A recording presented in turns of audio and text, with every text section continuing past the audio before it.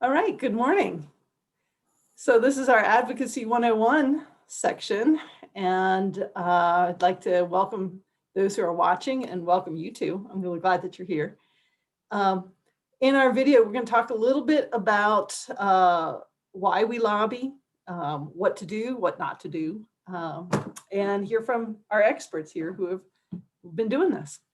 So let me start with introductions. Ask actually if you'll each introduce yourselves. Start with Kelly. Tell us a little bit. Hi, everyone. My name is Kelly Horvath, and I graduated from SOU in 2009 as an international studies major with minors in political science and Spanish. And I actually got my start with lobbying, organizing, and advocacy at the grassroots level as a student at none other than SOU. As a freshman at Southern, I got involved with student government and the Oregon Student Association, also known as OSA, because I got really passionate about fighting budget cuts affecting my new university, helping to expand need-based aid for students, and working to pass policies that would help level the playing field for students from traditionally marginalized communities, policies like tuition equity. So after graduation, I worked as a professional staff member for OSA for nearly 5 years, where I also really strengthened my appreciation for the other side of legislative advocacy for students, which was building political power through strong voter registration and turnout efforts. After working at OSA, I worked on the political side for a few years doing campaign work on various ballot measures and a competitive state legislative race in a key swing district up near Portland. Then, for the first time in my career, I was actually lobbied by other people when I became a field representative in Congresswoman Suzanne Bonamici's district office in Beaverton. I left the Congresswoman's office in 2018 to go work for the Oregon Education Association, Oregon's largest teachers union. And while I was there, I did a blend of political organizing and lobbying. I ultimately was able to help pass the Student Success Act in 2019, and that legislation was decades in the making and ensured that big corporations would finally pay their fair share to provide long overdue funding for Oregon schools. While I was at OEA, I also did some higher ed lobbying since they represent some community college faculty and staff as well. Now, even though I'm here today in my personal capacity, my day job is being the state field director for US Senator Jeff Merkley, which means that I'm basically the head of his outreach and policy advising team that's based here in Oregon. So once again, I'm back on the other side of the table where I'm not lobbying, but instead I'm the one being lobbied. I'm really glad to be here today. Excellent. Thanks, Kelly. You're a wonderful alumni, and it's great to have you. Jana, introduce yourself, will you? Okay. Hi, my name is Jana. I'm a current student at Southern Oregon University. I'm a senior and I'll be graduating this June. My major is criminal justice and I have a minor in psychology. I'll be heading off to law school in the fall. And my experience with lobbying goes back to my days at Rogue Community College before I would be transferred to SOU. I was over there. And I was the student body vice president and the vice chair of the Oregon Community College Student Association called OXA, where we focused primarily on making sure that legislators knew about the needs of higher education. We felt during that time there was a few bills that advocated for funding for higher ed rather than just K through 12. We were getting left out of a bill that was being written, and so we lobbied a lot and it was successful. I drove at least once a month up to Salem to talk to legislators and testify at hearings. And then transferring to SOU, I'm in student government last year and this year. I was able to work with Jean last year a little bit on testifying, and then I'm now her governmental affair assistant. And I'm super happy about that. Thanks, Janet. And your experience is just great for our office.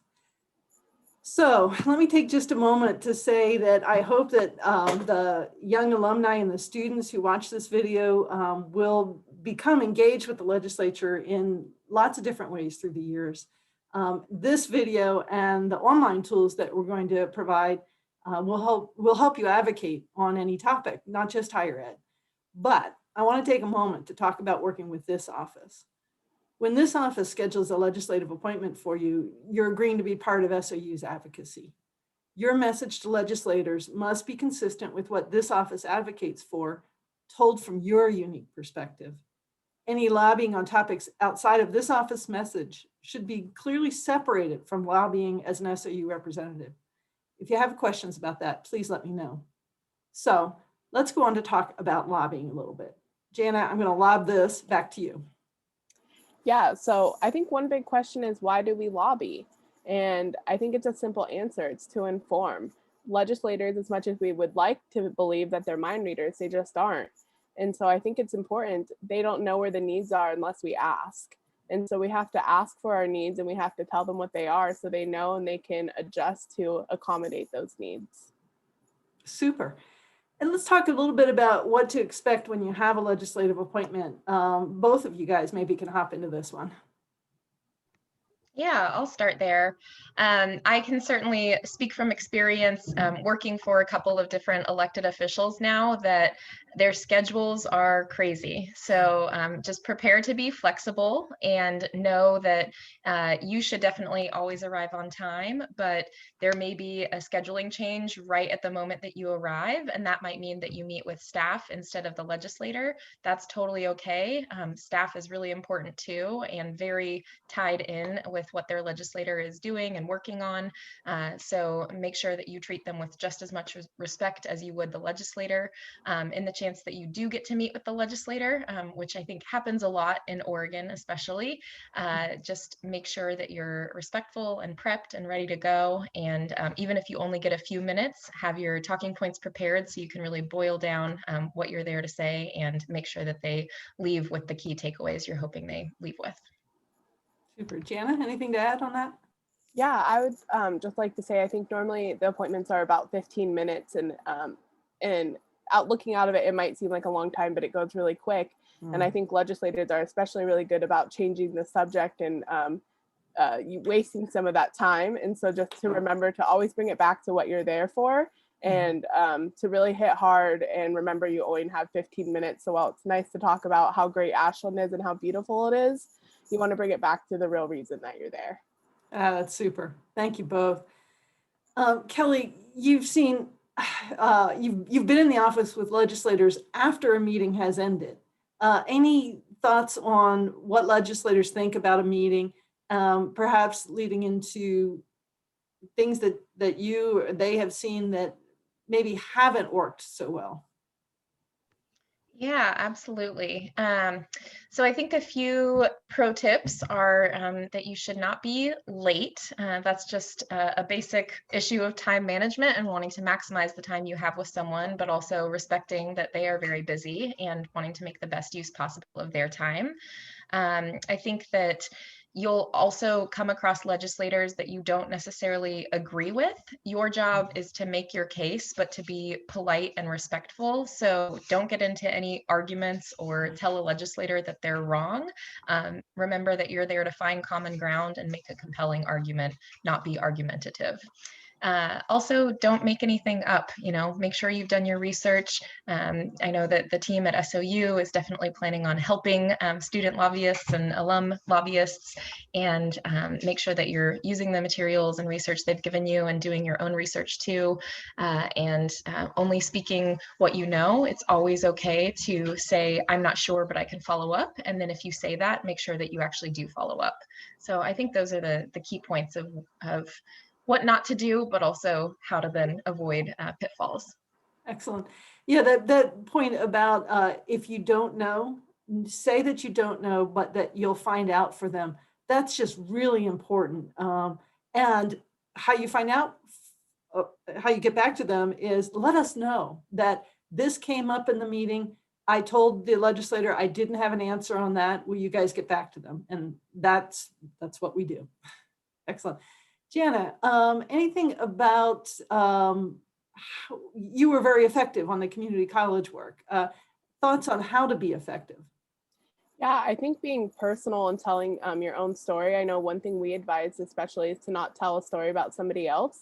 We've found that it's less effective, and that when you're telling your own story and it's true and it's believable, and like Kelly said, you're not making something up, exaggerating numbers. It's way more effective. And so just using your own story, being real, also being concise. I think in any conversation with somebody, if you're not concise, it can get convoluted and your main point can get lost. So just being concise. And I always like to wrap up my my appointments with legislators with a direct ask, so they know exactly why I was there and there was no question when I leave.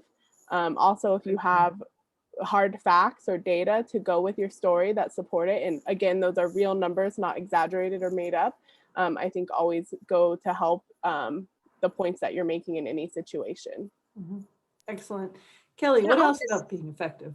Yeah, I would just add that, you know, when you have a 15-minute or less meeting, it's hard to think about, oh my gosh, how do I tell the story, you know, the personal story? How do I make sure I incorporate all the facts? How do I make my ask? How do I fit that all in? And I think a really helpful kind of formula or acronym that I have always stuck to and that I see as being most effective when people are lobbying me now is PSA. So problem, solution, ask, right? Make sure that you're telling what the problem is in a compelling way. That's usually where you tell the personal story as well as any background facts or figures or data. Talk about what the solution is, which is, you know, the budget amount that you're asking for, or the bill that you're asking for them to support, or the bill you're asking for them to oppose, and then make sure that you leave with a direct ask, and that you actually do that so that you can get a sense of where the legislator stands on something. And again, that's where doing your research is important, because obviously you don't want to ask a legislator who's one of the chief co-sponsors of a bill to support the bill. That's obvious. But you know, whatever you learn from your ask, they may not automatically commit to supporting you exactly on what you've asked for, but it's a really important data point, and then helps the SOU team to be able to determine where to put more lobbying efforts in the future. That's great. Thank you. Thank you guys both. I know this is just the real beginner level conversation, but it's great to start talking, to hear from you both with your expertise. Jana, you want to add some comments? I did, yeah. Kelly, thank you so much for coming. I think that you have a tremendous amount of experience, and even I've learned so much today from you, and I'm so excited to keep learning more as we continue on this journey. And I just really thank you for coming. And I think some of the key points that I've learned today are just, you know, to know why you're there and to be courteous overall. And then I really like the PSA. I remember that I learned that back in my community college days. And so I think just to reiterate that problem, solution, ask, I think that's a great thing to walk away with. Excellent.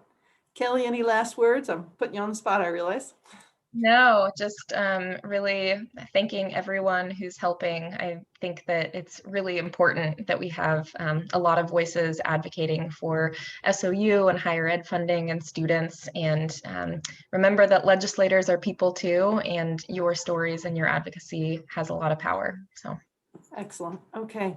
So from here, I'm going to speak to our audience that Jana and I will follow up with you about scheduling one or more appointments with your legislators so that you can join us in pressing them to support higher education and students. So watch for that request in your email.